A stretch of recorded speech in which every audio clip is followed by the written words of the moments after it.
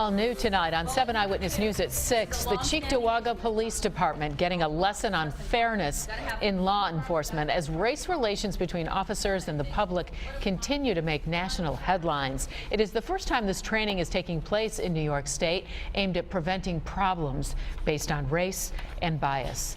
The story from 7 Eyewitness News reporter Jason Grenauer. If you hire humans to do policing, you have an issue, because humans come with implicit biases. Dr. Lori Friedel bringing that straight-talking approach to the Cheektowaga Police Department today in the form of police fairness training. We want them to recognize their implicit biases and then also make sure they implement bias-free behavior. So it might be an officer asking himself, would I be acting this way but for the fact that this person is fill in the blank?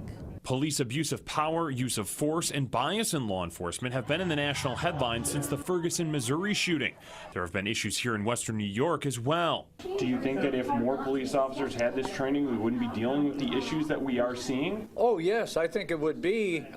It would have to be. I certainly would encourage the Buffalo Police Department, the Sheriff Department, to incorporate this type of training for all of their officers, starting with the top brass. Cheektowaga has dealt with race and controversy in its past as well. In 1995, a black teenager was killed by a truck when crossing the street in front of the Walden Galleria because Metro buses from Buffalo were not allowed on mall property.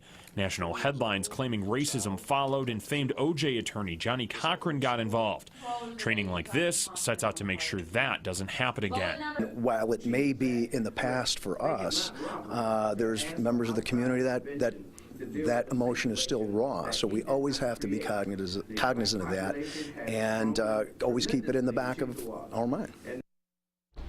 Now, all of Cheektowaga's 130 police officers went through some version of this training this week. Today was for police higher-ups, the FBI and community leaders, who discussed issues including how to keep bias out of recruitment, hiring, promoting, and training within the police force. Jason Grenauer, 7 Eyewitness News.